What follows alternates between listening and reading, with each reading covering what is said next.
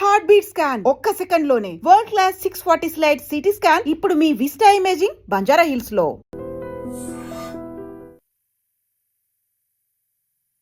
నమస్తే, welcome to I dream talking point with కవిత.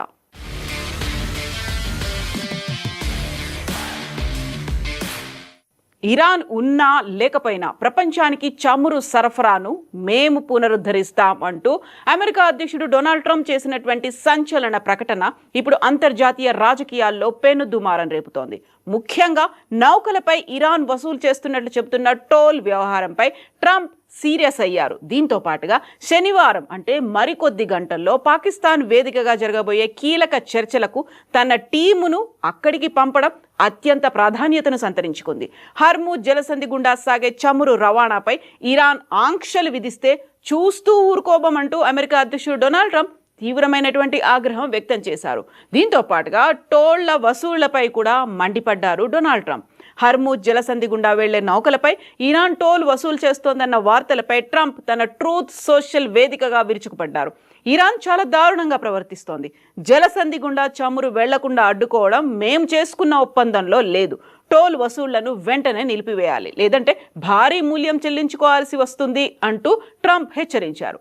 ప్రపంచ చమురు అవసరాల్లో 20% సరఫరా అయ్యే ఈ మార్గంలో ఇరాన్ వైఖరి గౌరవప్రదం కాదని ట్రంప్ వ్యాఖ్యానించారు. ఇక ఇప్పటిదాకా 10 నౌకలు మాత్రమే హర్ముజ్ జలసంధిని దాటాయి అనేటువంటి వార్తలు వస్తున్నాయి. కాల్పుల విరమణ ఒప్పందం కుదిరిన తర్వాత హర్ముజ్ జలసంధి నుండి నౌకల రాకపోకలు పెరగాల్సి ఉంటే క్షేత్రస్థాయిలో పరిస్థితి అందుకు భిన్నంగా ఉన్నట్టుగా డేటా చెప్తోంది. ఇప్పటి వరకు కేవలం 10 నౌకలు మాత్రమే ఈ మార్గాన్ని దాటగలిగాయి. ఇజ్రాయెల్ లెబనాన్ మధ్య దాడులు, ఇరాన్ నాయకత్వ కఠిన వైఖరి ఈ అనిశ్చితికి ప్రధాన కారణాలుగా మారాయి. కాల్పుల విరమణ ఒప్పందం నీరుగారుతోంది. ముఖ్యంగా ట్రంప్ మొదట్లో శాంతిపై ఆశాభావం వ్యక్తం చేసినప్పటికీ ఇరాన్ టోల్ వసూళ్లకు తెరలేపడంతో ఆయన స్వరం ఒక్కసారిగా మారిపోయింది. ట్రంప్ మాత్రమే కాదు, ఇరాన్ సుప్రీం నేత మొస్తఫా ఖమేనీ కూడా సంచలనమైనటువంటి ప్రకటన చేశారు. జలసంధి నిర్వహణను కొత్త దశకు తీసుకెళ్తామని, ఈ దశలో హర్ముజ్ పై అనుసరించే విధానం వ్యూహాత్మకంగా మరింత కఠినంగా ఉంటుంది అంటూ మొస్తఫా వ్యాఖ్యలు చేశారు.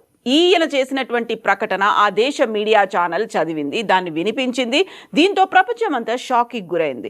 మరో దశకు అనడం వెనుక టోలు వసూలు చేయడం, రాకపోకలపై మరింత నియంత్రణ సాధిస్తారా, అంతకు మించి ఇంకేదైనా ఉంటుందా అనేటువంటి విశ్లేషణలు కూడా వినిపిస్తున్నాయి.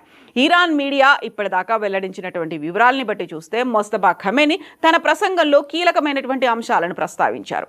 ఇరాన్ యుద్ధాన్ని కోరుకోవడం లేదు, కానీ మా హక్కులను వదులుకోవడానికి సిద్ధంగా లేము. దాడుల్లో నా తండ్రి అయతుల్లా అలీ ఖమేనీ, ఇతర కీలక నేతలు, కుటుంబ సభ్యుల మరణానికి ప్రతీకారం తీర్చుకోవాలనే మా సంకల్పం బలంగా ఉంది అని మొస్తఫా వ్యాఖ్యానించారు. దీంతో పాటుగా యుద్ధంలో జరిగిన నష్టాలకు గాను పరిహారం చెల్లించాలని కూడా ఇరాన్ డిమాండ్ చేస్తోంది. దీంతో ఇప్పుడు పాకిస్తాన్లో అమెరికా, ఇరాన్ మధ్య శాంతి చర్చలకు సంబంధించి కీలకమైనటువంటి అంశాలు ప్రస్తావనకు వస్తాయా, దీంతో పాటుగా శాంతి ఒప్పందం ఉంటుందా అనేటువంటి చర్చలు కూడా మొదలైపోయాయి. ఒకవైపు హెచ్చరికలు జారీ చేస్తూనే మరోవైపు దౌత్యపరమైనటువంటి మార్గాలు ఏమున్నాయి, వాటన్నిటిని కూడా ఎక్స్ప్లోర్ చేయాలని చూస్తోంది అమెరికా. వాటిని అన్వేషించే పనిలో పడింది. ఇస్లామాబాద్లో జరగనున్న ఇరాన్ కాల్పుల విరమణ చర్చల కోసం భారీ భద్రతా ఏర్పాట్లు కట్టుదిట్టం చేశారు. దీనికి పాకిస్తాన్ భద్రతా చర్యలను అంచనా వేయడానికి 30 మంది సభ్యుల అమెరికా అడ్వాన్స్ బృందం ఇప్పటికే ఇస్లామాబాద్కు చేరుకుంది. అమెరికా ప్రతినిధుల బృందానికి పూర్తి స్థాయిలో రక్షణ కల్పిస్తామని పాకిస్తాన్ హామీ ఇచ్చింది. సురక్షితమైనటువంటి వాతావరణం కల్పించడానికి కట్టుబడి ఉన్నామని పాకిస్తాన్ స్పష్టం చేసింది. అయితే అమెరికా తరఫున ఉపాధ్యక్షుడు జెడీ వాన్స్, స్టీవ్ విట్కావ్, జర్డ్ కుష్నర్, దీంతో పాటుగా 3 కీలక ప్రతినిధులు ఈ కాల్పుల విరమణ చర్చల్లో పాల్గొంటారు. అలాగే ఇరాన్ నుండి ఆ దేశ స్పీకర్ బాగర్ గాలిబాఫ్, విదేశాంగ మంత్రి అబ్బాస్ అరాగ్జీ హాజరవబోతున్నారు. వీరిప్పటికే ఇస్లామాబాద్ చేరుకున్నట్టుగా వాల్ స్ట్రీట్ జర్నల్ తెలిపింది. శనివారం చర్చలు ప్రారంభం కానున్నాయి. ఈ చర్చల సన్నాహకాలపై పాకిస్తాన్ అంతర్గత వ్యవహారాల శాఖ మంత్రితో పాటుగా America charge d'affaires Natalie Baker భేటీ అయ్యారు. ఈ పరిణామాల మధ్య వైట్ హౌస్ మాజీ ప్రెస్ సెక్రటరీ ఆరీ ఫ్లెచర్ తీవ్రమైనటువంటి ఆందోళన వ్యక్తం చేశారు. భద్రతాపరమైనటువంటి హెచ్చరికలను జారీ చేశారు. పాకిస్తాన్కు వెళ్లే అమెరికన్ ప్రతినిధులు, ప్రత్యేకించి అమెరికా ఉపాధ్యక్షుడు జెడీ వాన్స్ పై భద్రతపై ఆందోళనలు ఉన్నాయి అనే మాటని ఆయన చెప్తున్నారు. పాకిస్తాన్ ఆయుధాలతో నిండిన అత్యంత ప్రమాదకరమైనటువంటి దేశమని ఆయన అంటున్నారు. ఇక్కడ ప్రభుత్వానికి పూర్తి నియంత్రణ లేదని తేల్చి చెప్పారు. పాకిస్తాన్లో ఉన్నత స్థాయి పర్యటనలు ఎల్లప్పుడూ ప్రమాదకరంగానే ఉన్నాయి అనేటువంటి మాటను గుర్తు చేస్తున్నారు.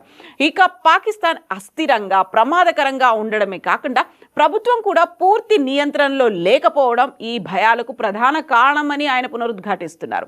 గతంలో ఉన్నత స్థాయి పర్యటనలు అతి తక్కువ వ్యవధిలోనే ముగిశాయని, సుదీర్ఘకాలం పాటు తమ దేశ ప్రతినిధులు ఇస్లామాబాద్లో ఉండడం భద్రతాపరంగా ఆందోళనకరమేనని ఫ్లెచర్ అంటున్నారు. ఉపాధ్యక్షుడితో సహా అమెరికా ప్రతినిధులందరూ సురక్షితంగా తిరిగి రావాలని, చర్చలు విజయవంతం కావాలని ఆకాంక్షిస్తున్నాను అని ఫ్లెచర్ అంటున్నారు. ఇక ఇస్లామాబాద్లో జరగనున్నటువంటి ఇరాన్ కాల్పుల విరమణ చర్చల కోసం భారీ భద్రతా ఏర్పాట్లు కట్టుదిట్టం చేశారు. పాకిస్తాన్ భద్రతా చర్యలను అంచనా వేయడానికి 30 మంది సభ్యుల బృందం అక్కడికి చేరుకుంది. ఇస్లామాబాద్లో అమెరికా ప్రతినిధులు బస చేసే హోటల్, చర్చల వెన్యూ, వారు రాకపోకలు సాగించే ప్రాంతాలన్నింటినీ కూడా రెడ్ జోన్గా ప్రకటించింది పాకిస్తాన్ ప్రభుత్వం. దీని పరిధిలో ఉన్నటువంటి ఒక హోటల్ను ప్రతినిధుల కోసం ప్రత్యేకంగా కేటాయించారు. ప్రభుత్వ ఆదేశాల మేరకు ఆ హోటల్ను పూర్తిగా ఖాళీ చేయించారు. హోటల్ ప్రాంగణంలో దాని చుట్టూ భద్రతను అత్యంత కట్టుదిట్టం చేశారు. రాజధానిలో ఈ బృందాలు బస సమయంలో రెడ్ జోన్ పూర్తిగా మూసివేస్తారు. అలాగే రాజధానిలోకి ప్రవేశించే కొన్ని మార్గాలను కూడా మూసివేస్తున్నట్లుగా పాకిస్తాన్ అనౌన్స్ చేసింది. ప్రతినిధుల ప్రయాణం, బస, సమావేశాల సందర్భంగా వారికి బ్లూ బుక్ ప్రకారం VVIP ప్రోటోకాల్ అమలు చేస్తారు. ఇస్లామాబాద్లో ఉన్నటువంటి రెడ్ జోన్లో కీలక ప్రభుత్వ భవనాలు, హోటళ్లు, విదేశీ రాయబార కార్యాలయాలు, ప్రముఖుల నివాసాలు ఉండడంతో భద్రతపై మరింత దృష్టి సారించారు. అన్ని ప్రభుత్వ అత్యవసర విభాగాలు, ఆసుపత్రులను హై అలర్ట్లో ఉంచారు. ఇక ప్రస్తుతం ఇరాన్, ఇజ్రాయెల్ మధ్య కుదిరినటువంటి సీజ్ ఫైర్ ఒప్పందం అత్యంత క్లిష్ట దశలో ఉంది అనేటువంటి అంచనాలు వస్తున్నాయి. ఈ సమయంలో పాకిస్తాన్ రక్షణ మంత్రి ఖవాజా ఆసిఫ్ సోషల్ మీడియా వేదికగా ఇజ్రాయెల్ని ఉద్దేశించి తీవ్ర వ్యాఖ్యలు చేశారు. ఇజ్రాయెల్ను మానవాళికి శాపంగా ఆయన అభివర్ణించారు.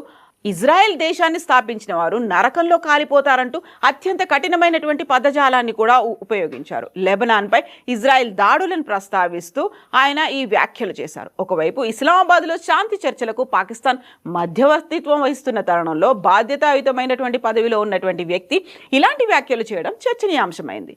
పాక్ మంత్రి వ్యాఖ్యలపై ఇజ్రాయెల్ ప్రభుత్వం అంతే తీవ్రంగా స్పందించింది. పాకిస్తాన్ మంత్రి వాడిన భాష దౌత్య నిబంధనలకు విరుద్ధంగా ఉందని ఇజ్రాయెల్ మండిపడింది. ఇలాంటి విద్వేషపూరిత వ్యాఖ్యలను ఏమాత్రం సహించబోమని, ఇది శాంతి ప్రయత్నాలను దెబ్బతీస్తుందంటూ ఇజ్రాయెల్ పేర్కొంది. తమ దేశ వినాశనాన్ని కోరుకునే ఉగ్రవాదులు శక్తుల నుంచి తమను తాము రక్షించుకునే హక్కు ఇజ్రాయెల్కు ఉందని స్పష్టం చేసింది.